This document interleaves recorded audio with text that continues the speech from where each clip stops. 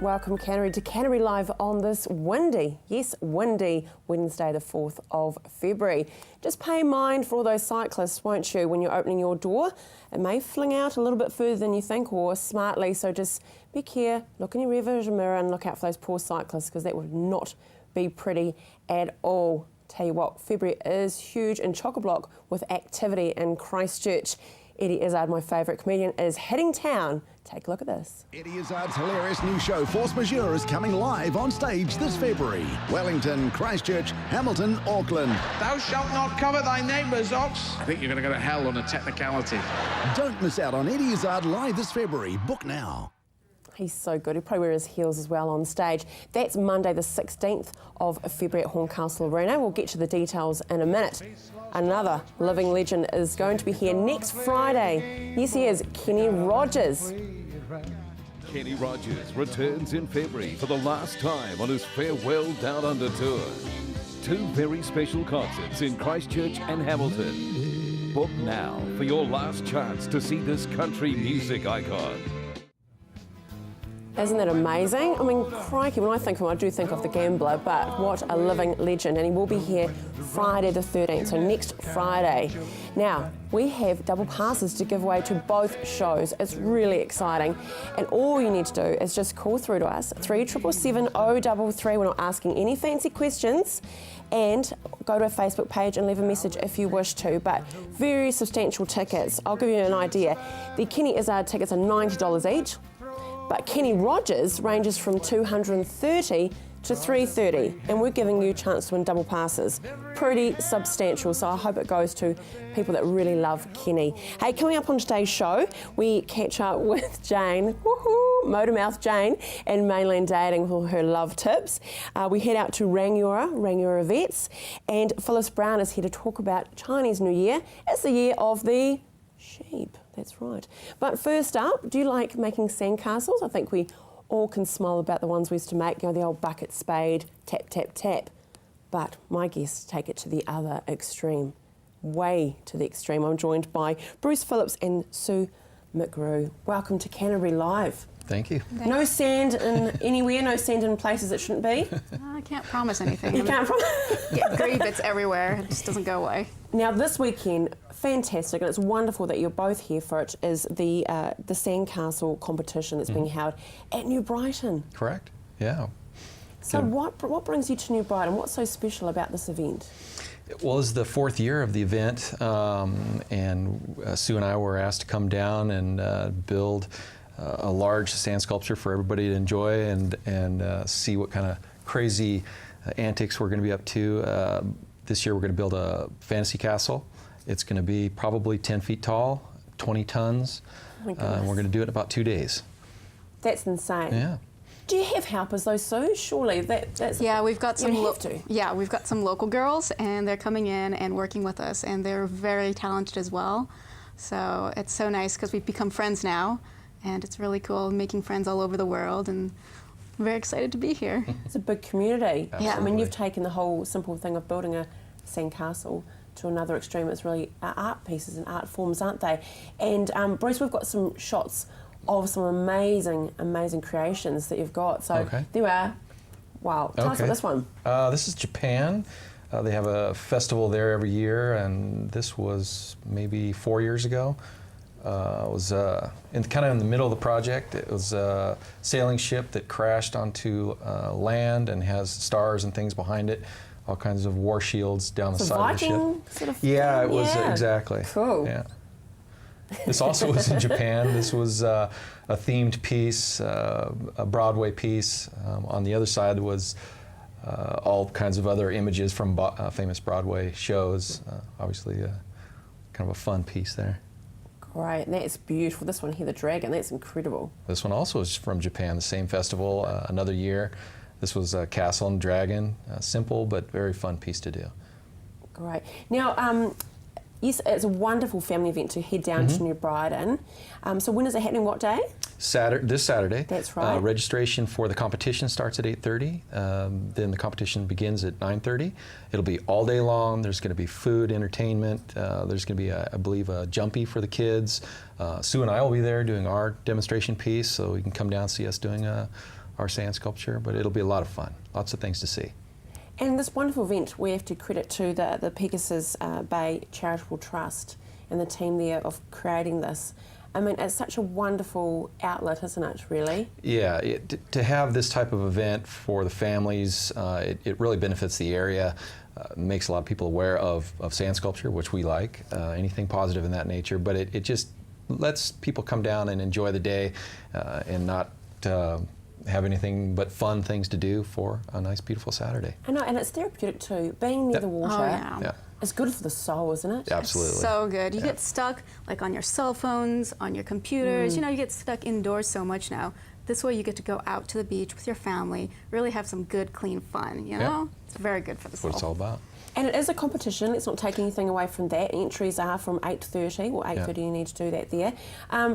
Is it? It's no matter free. how big or small it is? No, it's totally up to you. It is free. They do have prizes. I believe there's $5,000 in camping equipment as prizes. There's trophies. Yeah, there's lots to be done and seen there. So come down, enjoy it. There's no pressure whatsoever. Just enjoy yourself. You don't have to be a professional. We definitely want newbies to come down and just get in there and have great fun. Yeah, exactly. So why do you do it? Because I love it. Exactly what you said, it feeds the soul, because I get to do something I love, play in the sand. Well, you know, I don't really call it playing. It is an occupation. Yes. But yeah, it's just so wonderful. You get to be outside. You get to see how people light up when they see the stuff that you do, because really it's, you know, something that everyone can relate to. Every kid has played on the beach. Every person, every old person, you know, it doesn't matter your age. You've had experience making sand castles. That's right. Well, thank you so much for coming along today. 7th of February, it's all happening down at New Brighton. If you want to join in, great, 8:30 entries in there. It's going to be a wonderful time. Good luck for this weekend. Stay with us because after the break, yes, it is the year of the sheep. Phyllis Brown is here.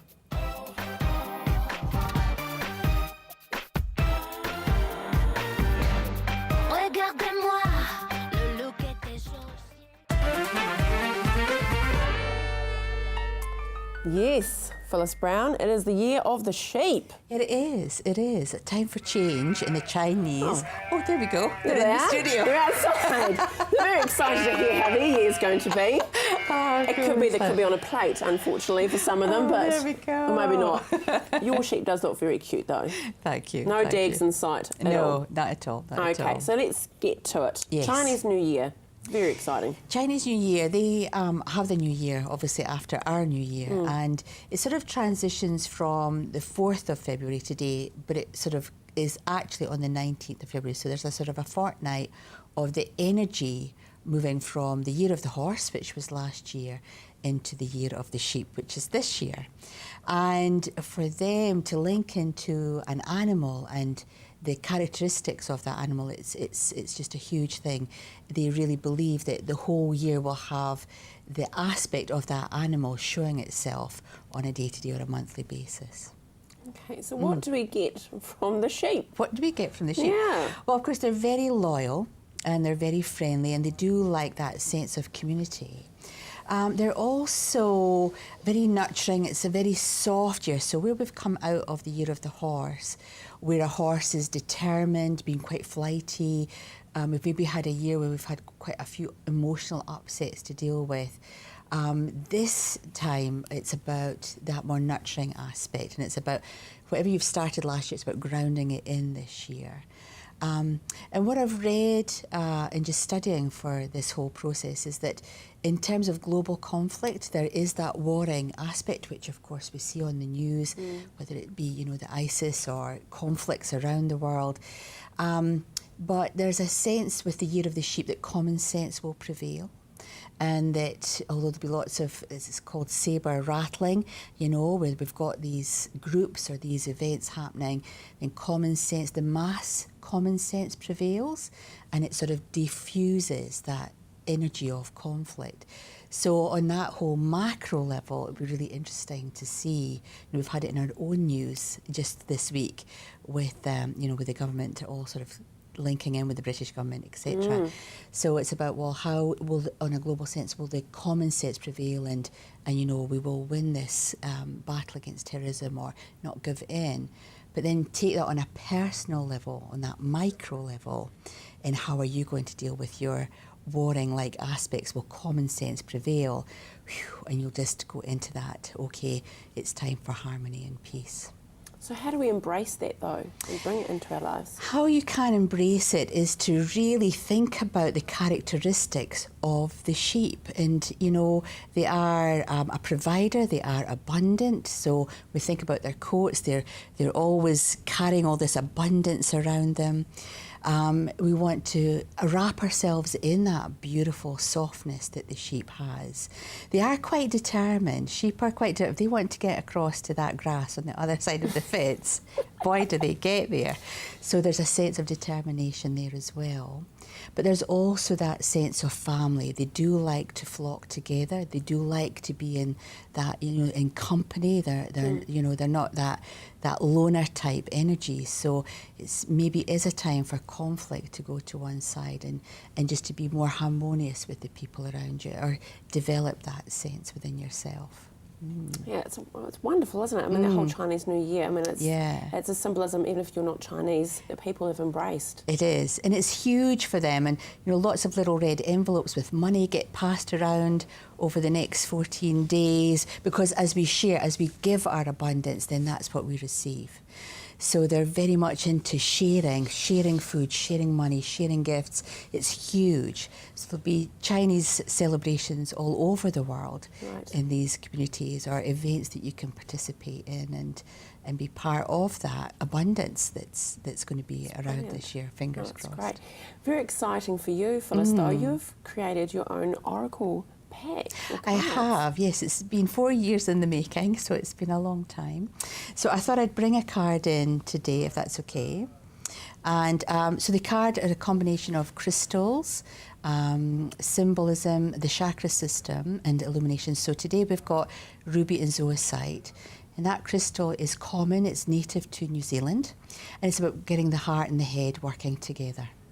Not just being head focused, but working from that heart space, making the right decisions, bringing that sense of bliss into your life.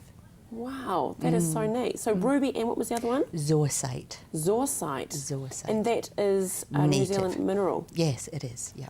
And where is it? Where do you find that? Well, you certainly find them in the crystal shops. You get beautiful pieces of jewellery with ruby and zoisite. Again, if you know what you're looking for, you know where to look for. I'm sure you could Google and ask where ruby and zoisite would be at, you know, located within the minerals. But yeah, it's a beautiful, beautiful stone, that lovely combination. Wow, that's neat. We'll see you in a couple of weeks' time, We my will lovely. Indeed. And congratulations. Thank you. That's wonderful. And funny enough, in the year of the sheep, yes, no sheep were harmed in the making of this. We head out to Rangiora. This week at the Rangiora Vet Centre, we find out how and why an ultrasound is vital when treating unwell pets. Okay, so today at the Rangiora Vet Centre we're going to talk about ultrasound scanning. We're really lucky here at the clinic to have this wonderful machine here.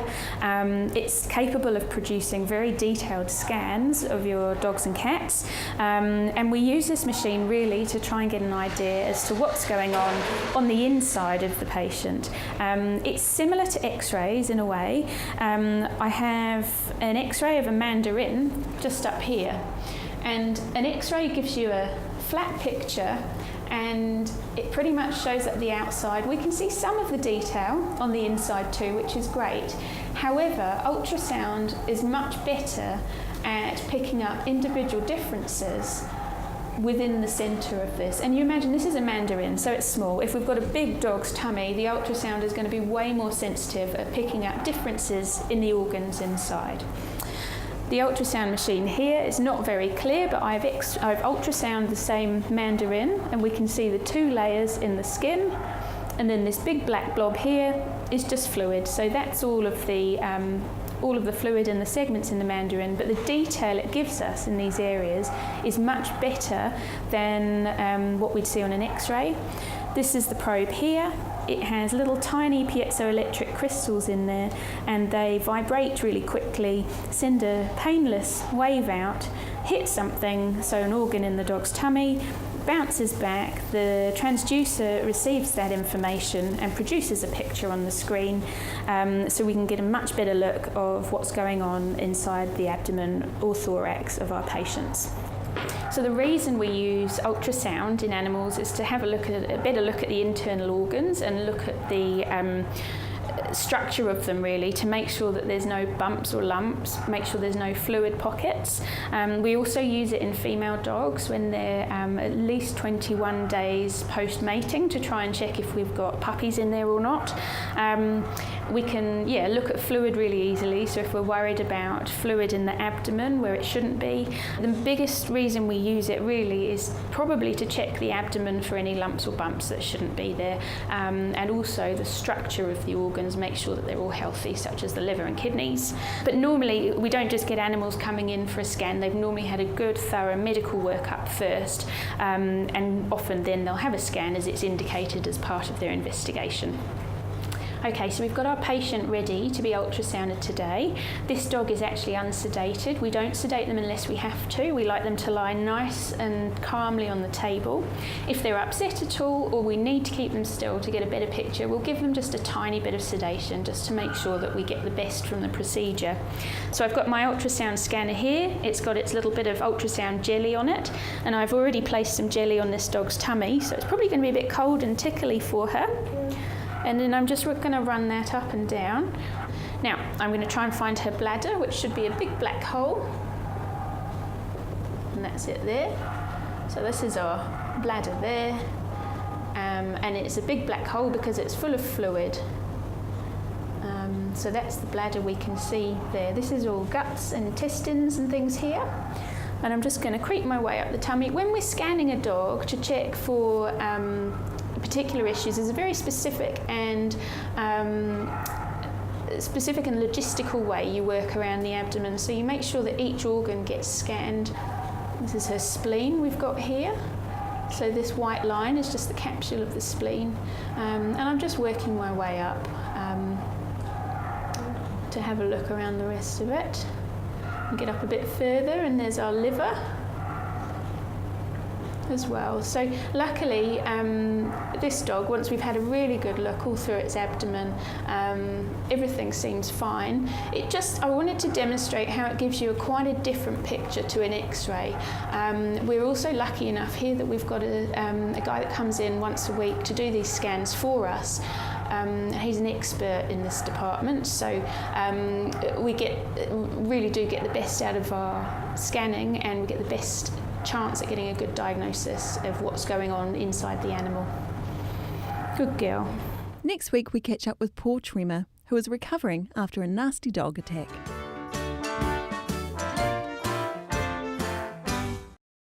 Nasty dogs out there. There's nothing nasty about my next guest though. Join us after the break. Jane's here from Mainland Dating.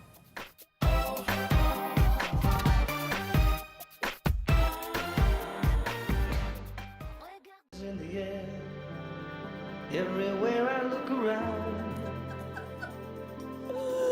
Love it, love it. Love is in the air. Love that song. Jane, Mainland Dating. How's it going? Andrea, I love your excitement. Thank you. I do, because I think it's cool. I think it's cool. And we're coming up to this time where it's all about love, apparently, Valentine's Day and all that pressure.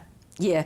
My advice is, if you're single, don't panic about Valentine's Day, because if you're single today, what's today, the 4th of February? 10 days, no pressure. Likely to be single in 10 days' time. So just calm yourself down, book yourself in for a manicure or a pedicure or a new hairdo if you're a bloke, and don't worry about Valentine's Day. Just gloss over it. Gloss over it. It is designed for couples. It's been created by Hallmark so that they can sell more cards. Don't panic. Good on, that's good advice, good advice. Hey, last night, very exciting, you had the 28 to the 42-year-olds. I did. I bet that's a bit entertaining. Oh, listen, all of my events are entertaining, but I had a lovely group last night. They all really enjoyed just meeting each other, which is what happens at my events, which is great. But I was absolutely delighted because I've come away, I've just done the match-ups this morning, and I've got 36 matches made out of the group.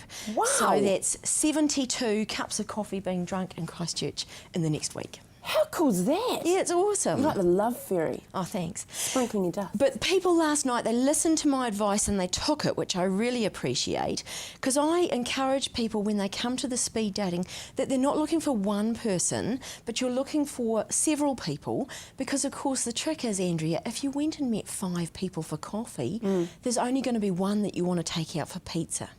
And so out of last night's group, I have got a lot of people who followed my advice. So they've got several people to go and meet for coffee. So when you go and meet several people for coffee, you say, no, no, no, yes. That's neat. Yeah, it's good. It's elimination. Good. Like elimination. that. But also along the way, you might make some new friends, and that's perfect too. I had a lovely bloke at the event last night. He's a good Christchurch boy, but he's been living across in Australia for a decade. Okay. Just recently come back, and he'd been speed dating in Melbourne, so he knew how it all goes. Yeah.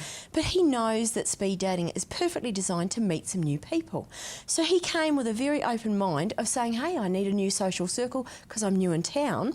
And we went to the pub afterwards, and it was really neat that this guy, we were having a beer with a couple of others, and he says, hey, to this other bloke, you play tennis? Yeah, I play tennis. Oh, we'll swap numbers. So these guys are swapping numbers, not for any romance reason, of course, because... Nothing wrong with that, though. They're just saying, let's meet for tennis. You know, it's a really simple idea that when you come to a speed dating event, you're just there to be social, you're there to meet new people, and that can be across the sexes as well as meeting opposite members of the opposite Romance sex. relationships. Romance, Jane. that's what they're calling Love it. that. There you go, perfect. Hey, next week, though, you are crying out for men. Men. Next Tuesday, I'm running one of my 47 to 58 year age groups, which is a really nice little age group because it's perfectly designed that it's for those people in their 50s, but I don't have any sneaky 60-year-olds, so that's good. Sneaky? What? You mean sneaky? I'm 58, but I'm actually in my 60s? Yeah, but here's the funny thing is people in their 50s are not ready for 60. So they don't want to be in a group where they are going to be meeting people in what they perceive as the next generation, the next one up. So you've got to keep it nice and tight. So it's a nice little age group. But what's interesting in that age group, which is always funny, is the women call 3 weeks in advance and the men call on the day. So the ideal scenario for me is if any lovely men are watching today that are 47 to 58 and say, oh, I'd like to go speed dating, that they call me this week or, you know, in the weekend so that I can get them booked in and get the ladies booked in to sit opposite them. So I'm not having too much of a panic on the day when all the last minute men call. And if they don't know about it and they're watching now and they've got a brother or a dad or a neighbour, a cousin or a colleague or someone in the sports team, someone from the church, it's all about networking because it's really interesting because I'm always encouraging people to tell other people about my service because word of mouth works beautifully for me. And I gave a card to a lovely lady at my event last night and she said, oh, no, everyone I work with, they're all married. And I said, take the card because all of your married friends at work know somebody single. Exactly. Makes perfect sense. It makes perfect sense. Cool. Yeah. Hey, we'll see you next week, lovely. And so fingers crossed all those people call you with their men, and find out how it all went. Right there. Great seeing you. Remember, mainlanddating.co.nz for your details. Hey, thanks so much for joining us today. Tomorrow's going to be very cool. Guy Stewart is in here to talk about, yes, the Scope Classic and Nick Off, just love him, and runway models. All that and much more. See you tomorrow.